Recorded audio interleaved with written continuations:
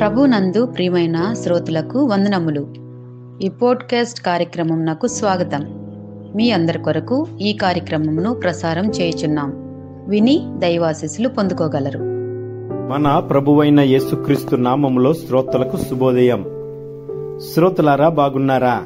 రండి, ఈ ఉదయకాలము హోలీ ట్యూస్డే, పరిశుద్ధ మంగళవారం రోజు దేవుని వాక్యాన్ని ధ్యానం చేద్దాం.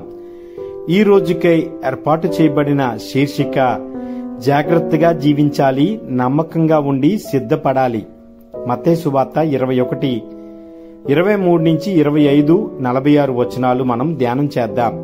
ప్రియమైన వారలారా, యేసు ప్రభువారు ఈ లోకంలో జన్మించిన తర్వాత ఆయన శిలువ మరణానికి వెళుతున్న రోజుల్లో చివరి వారం రోజు ఆయన పరిశుద్ధంగా ప్రతి దినాన్ని జరుపుకున్న పరిస్థితులు ఉన్నాయి. అయితే యేసుప్రభు వారు ఈ పవిత్రమైన మంగళవారం ఆయన మనకి దేవుని వాక్యాన్ని బోధిస్తూ ఉన్నారు.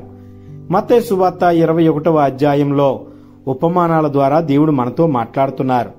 10 కన్యకల కోసం మాట్లాడారు, తలాంతుల కొరకు మాట్లాడారు, గొర్రెల కొరకు మాట్లాడారు, మేకల కొరకు మాట్లాడారు. అలాగే దేవుడు ప్రతి ఒక్క విషయం ద్వారా హెచ్చరిస్తూ ఉన్నారు. ఆయన దేవాలయంలో సమాజ నాయకుల ప్రవర్తనపై ఆయన విమర్శన చేస్తూ ఉన్నారు. ఇది ఆధ్యాత్మిక పరిశీలనకు, సిద్ధతకు పిలుపుగా మనకి ఉపయోగపడుతుంది. రండి, ఈ ఉదయకాలము దేవుని సన్నిధిలో 7 విషయాలు మీ మధ్యన నేను చెప్పడానికి సిద్ధపడుతూ ఉన్నాను.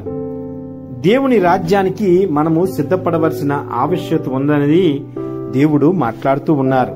దేవుని రాజ్యానికి సిద్ధంగా ఉండాలి. నిజంగా 10 కన్యకల యొక్క ఉపమానం ద్వారా యేసుప్రభు వారు మనకి హెచ్చరిస్తున్న పరిస్థితిని మనం జ్ఞాపకం చేసుకుంటే, యేసుప్రభు వారు 10 కన్యకల ఉపమానం ద్వారా యేసుప్రభు వారు మనకి హెచ్చరించారు. మనం పరీక్షించకుండా ప్రభువుని మనము సిద్ధపడడానికి సిద్ధంగా ఉండాలి. యెహోవా వచ్చిన దినము మనకు తెలియదు, కాబట్టి మనము సిద్ధపడి ఉండాలి. రెండవది, విశ్వాసానికి క్రియ అవసరం. నిజంగా మనం ఏదైనా తలాంతు దేవుడు మనకిస్తే ఆ తలాంతుని మనము వృధాగా ఉంచకూడదు. దేవుని సేవలో, దేవుని పనిలో ఉపయోగించాలి. మత్తయి సువార్త 25:21 ప్రకారం నీ విశ్వాసమైన వాడవు, అనేకులకు నీవు పాలించవు అని దేవుడు మాట్లాడుతూ ఉన్నాడు. మూడవది, ప్రేమతో సేవ చేసే జీవితం మనకు అవసరం. గొర్రెలు మరియు మేకల ఉపమానం మన సేవకు దేవుడు గమనిస్తూ ఉంటాడు.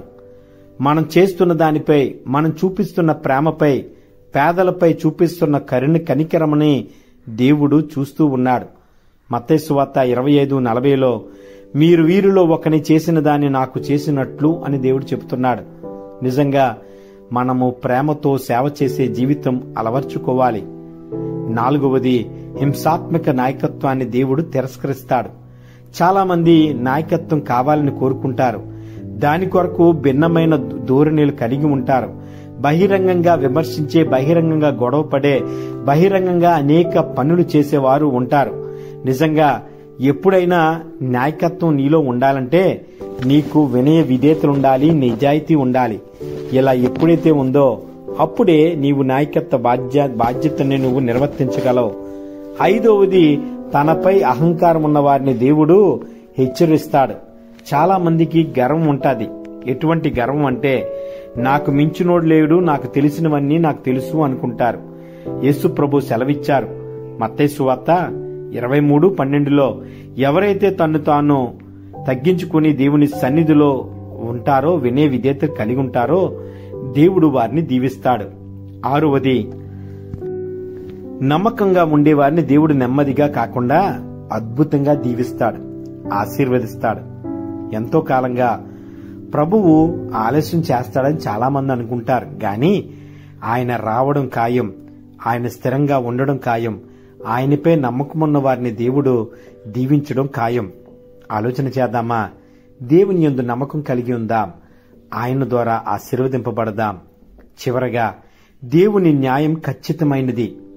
యేసు ప్రభు చివరికి తీర్పు గురించి బోధిస్తూ ఉన్నారు. ప్రతి వాడికి తన క్రియల మేరకు తీర్పు ఉంటుంది.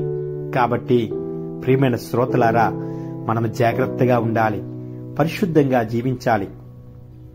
గలతీ 5:6-7లో మనము ఏది విత్తుతామో అదే కోస్తాం.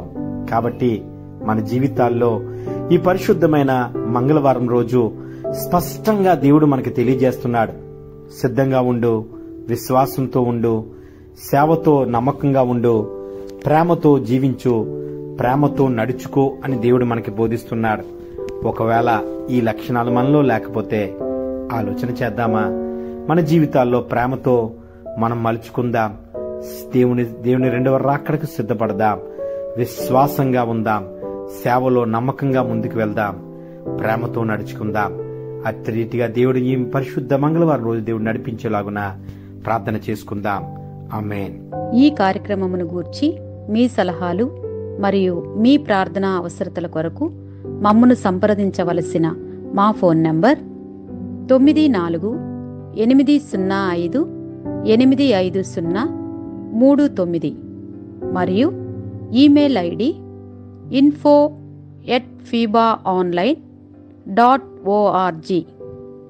మా ఫోన్ నంబర్ మరొకసారి 9480585039.